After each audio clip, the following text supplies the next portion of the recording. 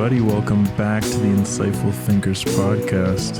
Today is the first day of Black History Month, and Black history in the United States really starts, unfortunately, with the transatlantic slave trade, the largest long-distance coerced movement of people in history.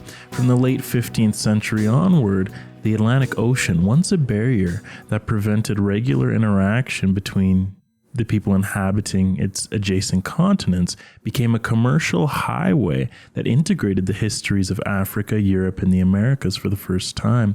Regrettably, the New World was not built without ruining and often ending the lives of those at mercy to slavery, and by afflicting the lives of so many of their descendants. The primary source for this episode is Eltis's 2007 article, A Brief Overview of the Transatlantic Slave Trade. What were the precursors that lent towards the slave trade happening in Africa? And that lent towards Africans being brought to the New World. Well, there was some technological advancement happening around these times and around the mid 16th century. There was a revolution in ocean-going technology that gave Europeans the ability to get continuous access to remote people and to move them over very long distances. So one was just the technological advancement that lent towards this happening. Two was the collective thought of the day in Europe.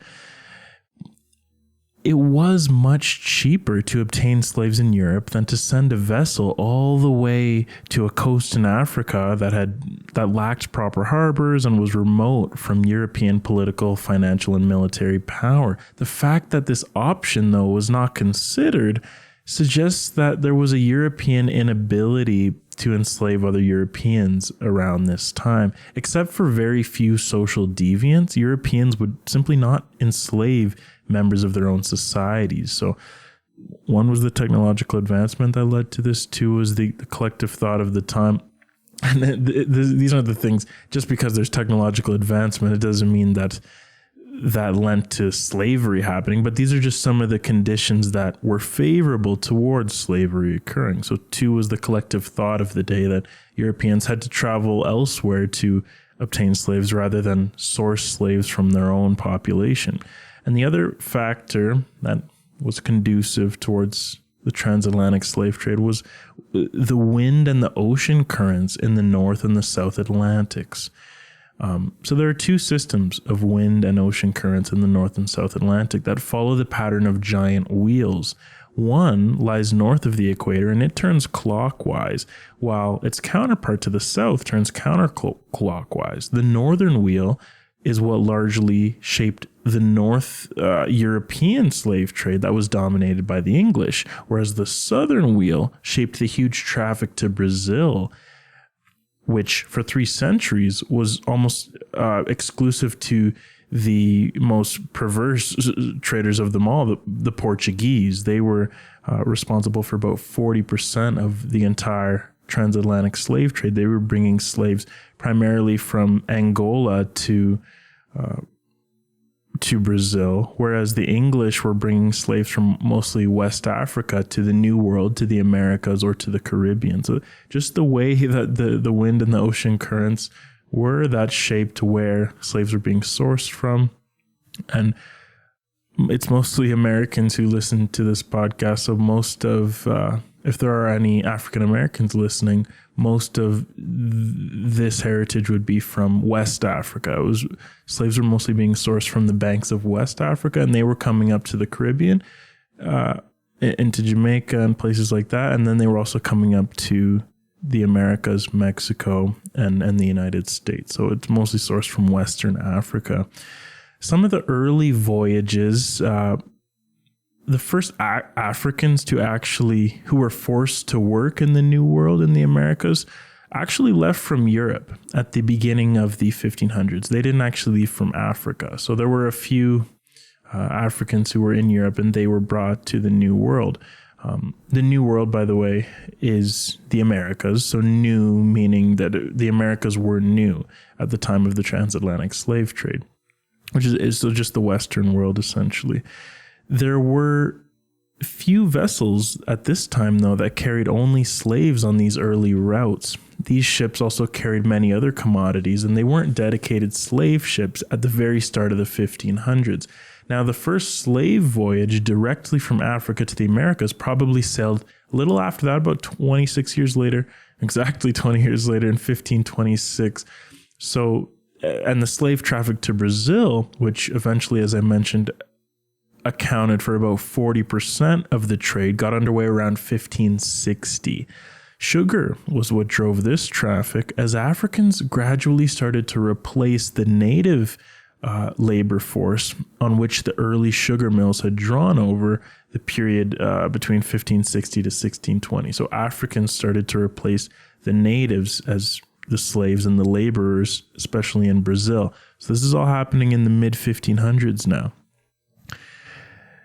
Now, the story would not be complete without mentioning, unfortunately, the agency of Africans themselves in perpetuating some of these dealings. So Africans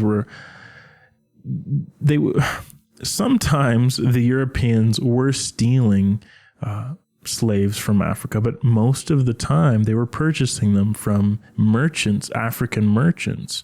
So there was an agency from the Africans themselves in selling slaves to the Europeans, unfortunately. This agency of Africans has received less attention, though, from historians, but African merchants did trade slaves for goods on the coasts to the European ship captains. So there were the Vili traders of the Congo, there were the Efik, there were also merchants within the kingdom of Dahomey, the Aro network, and the Mbangala. So there were traders. These were the traders that were selling their own people, although we'll get into it later how it wasn't really their own people. They didn't consider all other Africans as their own people. This is a sentiment that arose a little later on, but at that time they were selling these other people that they may have conquered in war, but we'll get to that later.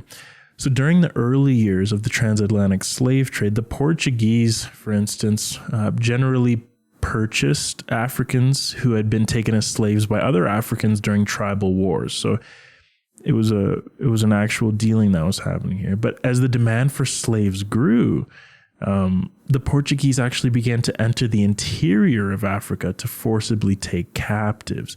As other Europeans became involved in the slave trade, generally the Portuguese kind of took a step back, and then they remained on the coast a little more, and they went back to purchasing captives from other Africans. These other Africans transported slaves or who they had conquered from the inland to the coast. Following the capture by other Africans, they were marched all the way to the coast, a journey that could be as far as 485 kilometers, and many Africans who would eventually become slaves in the New World died just along this journey, let alone the journey on the actual slave ship that we're going to talk about later. You may be wondering, why did Africans sell their own people? These days, there is more of a pan-African sentiment that there's to be more of a connection between everyone in Africa, and they look at themselves as more of a continent. But back then, this simply wasn't the case. So the reason Africans enslaved and sold their own people has to do with the conceptions of who was eligible for enslavement in the day. Africa is a much larger landmass than really anywhere else with such a diverse population, and it's home to populations of more diversity than anywhere else. If you randomly select two Africans from the world, they will be more genetically diverse than two people selected from any other two parts of the world. There's more genetic diversity within Africa than between any other two regions of the world. So really, you can see why they never looked at themselves as all being one, really, before this. So they had a different conception as to who could be enslaved and who couldn't be. So they didn't have this continent-wide conception of insidership that like the Europeans did at the time, where we can't enslave other Europeans, we got to go elsewhere. Africans didn't have this same insidership. So there was a differential pace in the evolution of their sense of pan-Africanism that didn't reach the rate of the sense of pan-Europeanness that was happening at the time, where they figured we're all one as Europeans, we can't enslave other Europeans. Africans didn't have this sentiment.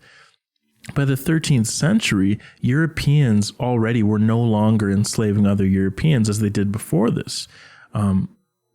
Before this time, the 13th century and the 1200s, people from Northern Europe were being captured by other Europeans, and they were being sold in the south to prosperous Islamic areas. Once contact between Europe and Africa became more common at the beginning of the transatlantic slave trade, Africa, as I mentioned, did not have this sense of Pan-Africanism at the time to prevent them from seeing other populations within their continent as being outsiders. So the Europeans, as I've talked about, had reached this point already, and they could not bring themselves to enslave other Europeans at this time. So for these 400 years, when the Africans didn't have this strong sense of Pan-Africanism, it left a little gap. And this is another thing that was conducive to the transatlantic slave trade. It left a little gap for the ability of Europeans to get in there and take certain Africans out. The Africans hadn't developed this sense of being all as one, that they couldn't possibly sell their own people. So Africa really didn't exist as a concept for Africans in any sense, really before the 19th century, let alone the 16th century when this was starting. Most people living in the subcontinent south of the Sahara were prepared to quickly enslave others from adjacent or distant societies. These are like other parts of the world for the Africans back then. So this is why they didn't have a problem in enslaving other Africans. So the point is that between the 15th and the 19th centuries, Europe and Africa simply had different conceptions of the people for whom slavery was inappropriate. The slave trade, unfortunately, had devastating effects in some parts of Africa, as you can imagine, where the slave trade was happening. Economic incentives for warlords and tribes to engage in the slave trade promoted an atmosphere of lawlessness and violence. So just this atmosphere of perhaps you could be sold into slavery whenever. There was a lawlessness, there was a violence, there were violent outbreaks happening at this time. Also, the depopulation and a continuing fear of captivity made economic and agricultural development almost impossible throughout much of Western Africa during this time. They couldn't really develop. They were stagnating because there was like this underlying fear. There was the elephant in the room. It was chaos with what was happening. When you were at risk of being sold, how can you possibly play a role in building up a country? So a large percentage of the people taken captive also were women in their childbearing years, and also young men who normally would have been starting families.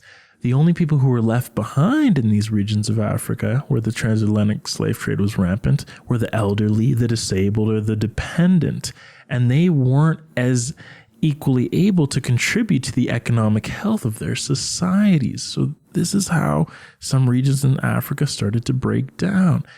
So look at how history, little things in history, simple decisions by certain groups of people to enslave other Africans and by the Europeans to come to Africa to enslave them. These little decisions can totally shape history.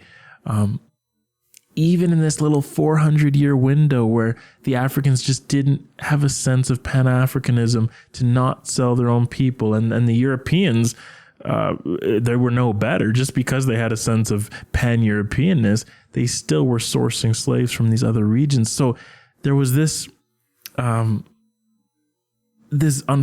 400-year period where just the two ways the nations were operating with the And just by way of the geology and the patterns of wind and the ocean currents and so many little factors that go into this horrible 400-year stretch. And this is just the nature of how history plays out and the effects of the reverberations of what was happening in this 400-year period have not yet gone away, and they may never will, unfortunately. What were the logistics of the actual journeys? And they were very unfortunate, to say the least, and tragic and deadly. Slaves were chained together, and usually the low ceilings on the ships did not even permit them to sit upright. The heat was intolerable, and the oxygen levels were so low that not even a candle could burn. Because crews feared insurrection, so mutiny or takeover or revolt by the slaves could only go outside to the upper decks for just a few hours each day.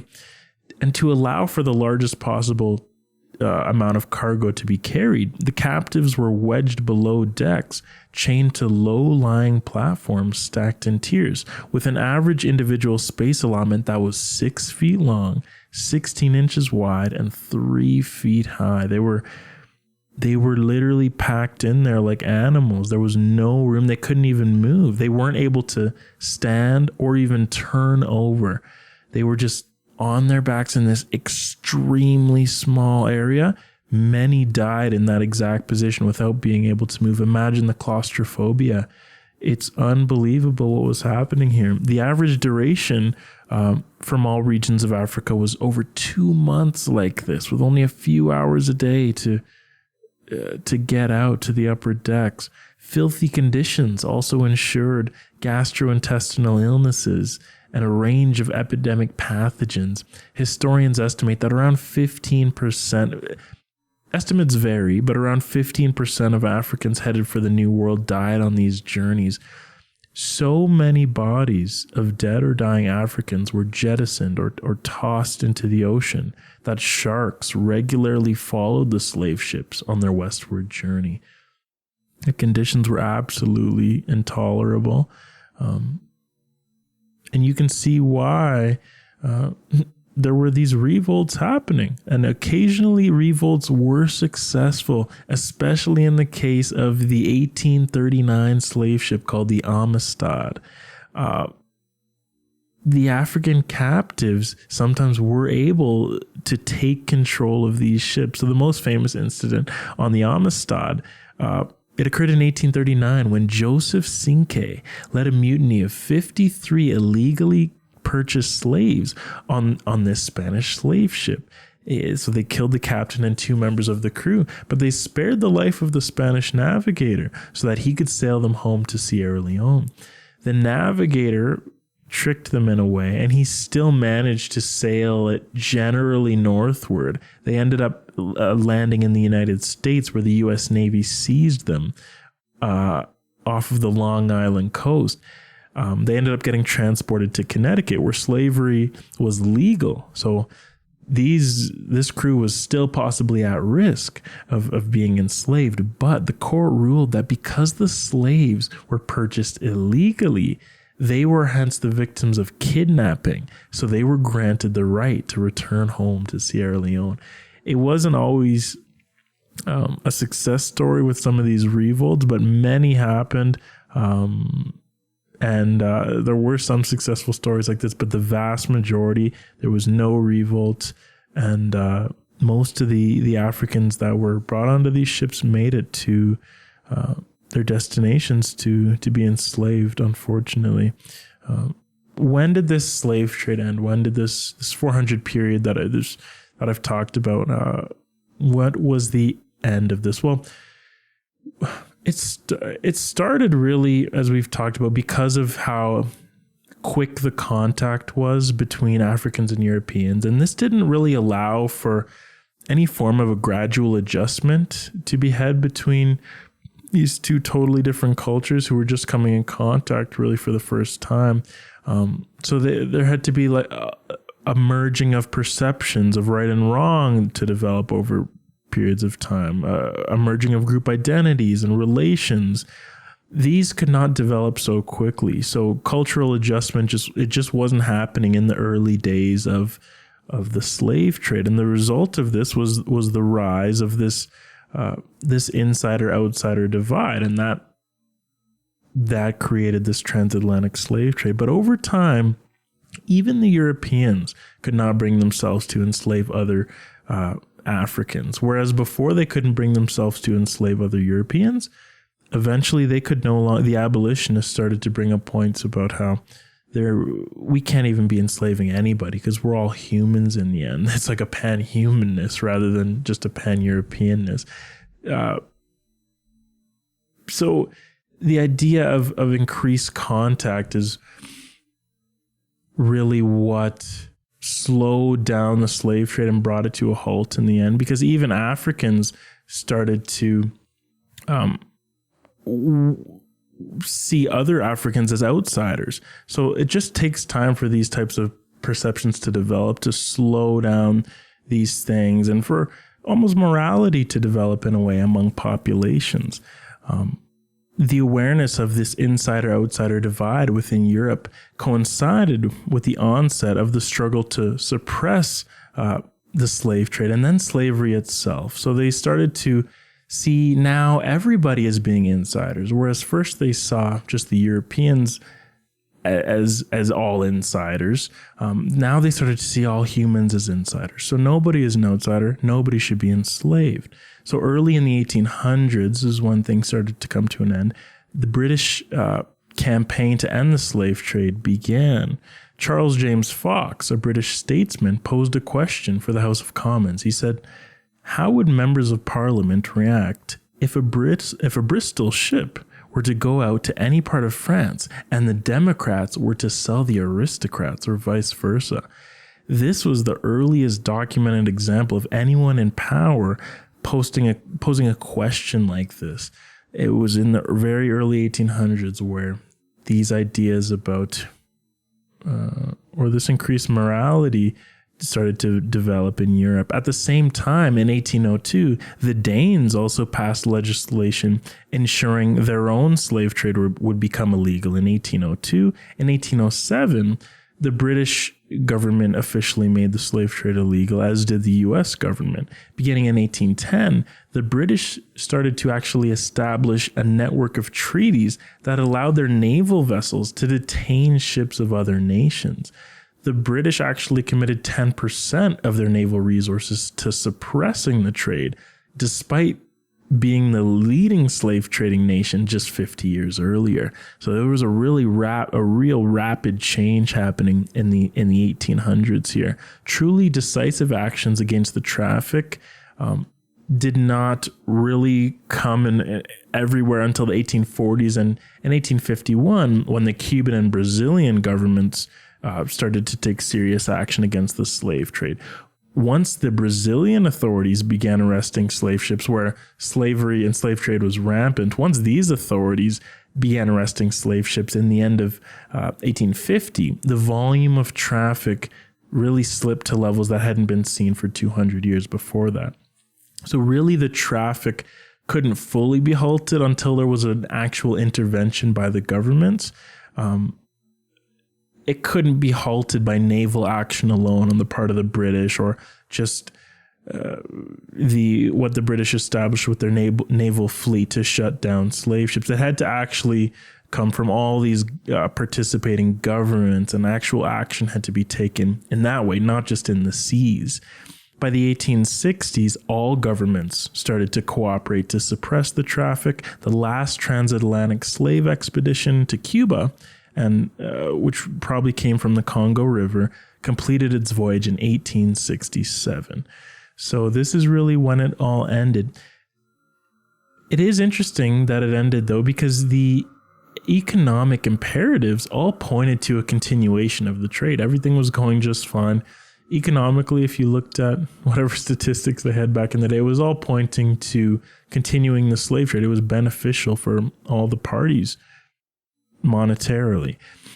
But if it weren't for those who sought to suppress it, like the abolitionists and these types of people, most of the millions of the people who crossed the Atlantic between 1820 and 1920 might also have been slaves. So if it weren't for the actions of some of these nations, then it could have continued well into the 1900s even. Over the whole period of the trade, some 12.5 million slaves had been shipped from Africa, and 10.7 million arrived in the Americas. Really unbelievable how we mentioned how this really is how Black history regrettably started in the United States. What was the influence of the slave trade on ethnic and racial identity? To close this one out, you guys, the major effect of the African-European exchange was to encourage this pan-African sentiment that we've talked about throughout the episode, at least among the victims of the slave trade. Africans began to think of themselves as part of a wider African group now. And pan-Africanism, if I haven't correctly defined it or fully fleshed it out, it's the ideas of unification and solidarity between people of African descent. So the us against them, whereas during the slave trade it might have been Igbo versus Yoruba, and we conquered you, so we can sell you to the Europeans. It no longer became that. It became more general, and now it became African as opposed to European. So they kind of came together in a way and distinguished themselves from, and this is a sentiment that still is developing. It hasn't fully developed yet, but Africans started to come together, and that distinguished them from the European white man, rather than Yoruba versus Igbo. Kind of think of it as imagine if aliens arrived on Earth. Would we still be battling as much between nations, or would we all come together as humans to defend against the alien who came in? So it's almost like your group broadens when another group kind of comes in to change the categories a little bit. So that's what started this sentiment of pan-Africanism, is what the scholars think. Once this other group gets introduced, it's almost as if the distinctions become broader. So this is how, this is really actually when skin color started to define ethnicity a little more, because blacks were painted with a large brushstroke, as were whites, indirectly after they painted blacks with a large brushstroke. So now it just becomes black versus white. There's no more Yoruba, Igbo within the blacks. It's just the blacks were just stripped of their identity, especially, and you see that in the United States. And this is what happened. They've not by their own choice, of course, but they've taken the names of their slave owners, James, Wilson, Washington. These are not the names that they came to the United States with, or the New World with. They had their own tribal names. They had whatever heritage just completely taken away from them, and that can't disappear. And this scars generations upon generations of people who are descendants of these slaves when you strip their heritage like this. And this is why we're starting the Black History Month series with this. It's going to be 4 episodes, of course, for each Monday of the month. And because this really is the origin of the black-white divide. When you paint an entire population with such a broad brushstroke, you can't help but to identify them. They're all black, we're white. And this is where this divide starts, when you no longer care about the intricacies of where they actually came from. When people are stripped of their identities and they are given one based on only the most obvious of features like skin color. And when you're defined in such a thoughtless way, you can be treated poorly for thoughtless reasons. So I wanted to start with the origin of Black history in the United States today. Take it right to the start, the middle of the 16th century when slavery started, the middle of the 19th century when it ended. Not slavery, the transatlantic slave trade, excuse me. And this is the start of it. It's scarred nation upon nation. It even scarred Africa itself. We talked about how they were giving away, in a way, their best people. And what was left was those who couldn't contribute to African goals. And even before that, there was so much unrest that they couldn't build up their society. So those kings who were taking over other tribes, the decisions they made also ended up harming their own land. And there were just so many intricacies of what was happening. And you can blame so many different parties, but this episode wasn't really to point the blame to anyone. It was just to illustrate the history of the start of Black history in the United States. Thank you so much for listening to this episode, everybody. We are growing a community through word of mouth, as I say every time. So if you like this episode, just tell one or two people about it. Simple as that. You can also do all of the digital things. You can rate, like, comment, subscribe, follow. All of these things just help with the algorithm so we can be discovered more easily. Whatever you guys do to support listening and watching is always plenty. Thank you guys so much for tuning into the Insightful Thinkers podcast. We'll be back next Monday, as always, for more in-depth analysis into a diverse set of topics. Black History Month next week. See you guys later.